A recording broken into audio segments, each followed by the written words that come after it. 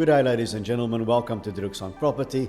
2022 is truly done and dusted and in the can, and what a year it has been. We've just stopped wearing masks in the COVID era, then we had the war in Ukraine that's still dragging on, and we also have an ongoing Eskom crisis with the rolling blackouts that just won't leave us alone.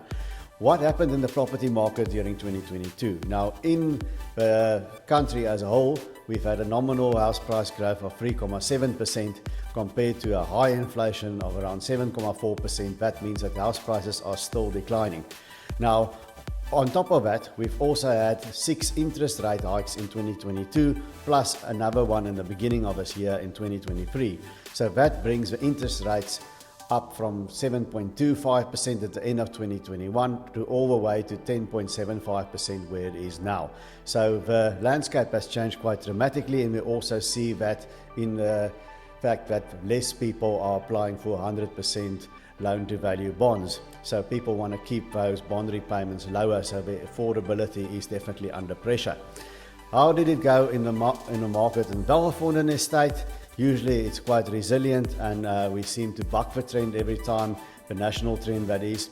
Now in 2021 we had 54 units selling to a total value of 114,390,000, and the average house price was just over 2.6 million. Now in 2023 it was slightly busier. We had 58 units selling to a total of just over 166 million. And average house price averaged out at 2,874,413 rand. So just under 2.9 million. Now the lowest price was 1,875,000, and that was for a house there in Welgevonden Street, your small cottagey type houses with 2 bedrooms on the ground floor, and then there's a loft on top of it that can be utilized as another room. So one of the smaller houses, and it was also a soft sale, I suspect, between a tenant and a landlord. And then the highest is a new record in Fynbos Street, where else 5,699,999, call it 5.7 million. There must have been some hard negotiating going there. And that was a big house on a stand of 499 square meters. That's the second biggest stand in Welgevonden estate, and the house was 329 square meters. So we're talking a big house of double garage, work from home type of space, swimming pool, entertainment areas, top of the range finishes. So what did the market show us in the Welgevonden estate in 2022? On average, a property took 92 days to sell, and there was a 5.2% gap between the asking price that you would typically see advertised on the web and the actual selling price.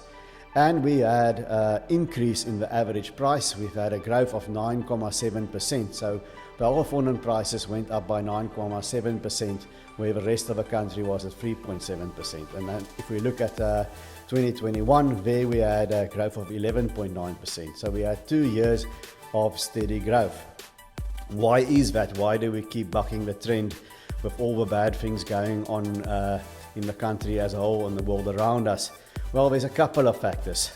Firstly, we see a lot of people in Welgevonden itself selling their houses and buying a bigger house, or sometimes even buying a smaller house. So there is some movement within the estate itself of inside trading, if you can call it that. And then we have people in the suburbs of Stellenbosch selling their big homes and downscaling into Welgevonden, or simply, buying a top-end house in Welgevonden because they want the extra security. So there are those factors, and then the major one is the semigration that's also kicked in. People moving down from the rest of the country into the Western Cape because it's just governed better, whether perceived or otherwise. Things seem to work better in the Western Cape, so we have that semigration from KZN, Gauteng and the rest of the country to the Western Cape. Now the big question is, how long can we keep growing like this? How long can we buck the trend? Because we have the effect of electricity crisis on the economy. We can't get away from that. We also have all the other economical factors that are not positive, and it's not contributing to the housing market as a whole. So how long can we keep growing? Now the question is, I think, how much money is left in the rest of South Africa to keep flowing to the Western Cape? That's $1 million question. And if I have to make a prediction, that's always a dangerous thing to do. In November, December of last year of 2022, coupled with the beginning of this year, there is a slight slowdown. I find that buyers are a lot more discerning. And we had 2 years of steady growth. So I do think that this year we're going to see much lower growth, or maybe even prices just moving sideways, staying the same. But still, we keep bucking the trend when compared to the rest of the country. There are certain things we have to look out for. As always, maintain your homes in immaculate condition without overcapitalizing. And also, I think the estate as a whole be involved, and we should be careful that it's managed correctly, that we don't jack the expenses up into the sky, and that the money that we have in the estate, Welgevonden has got a very healthy book.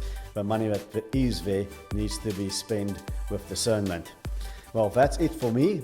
Please give the channel a like and a subscribe, and until I see you again, happy selling.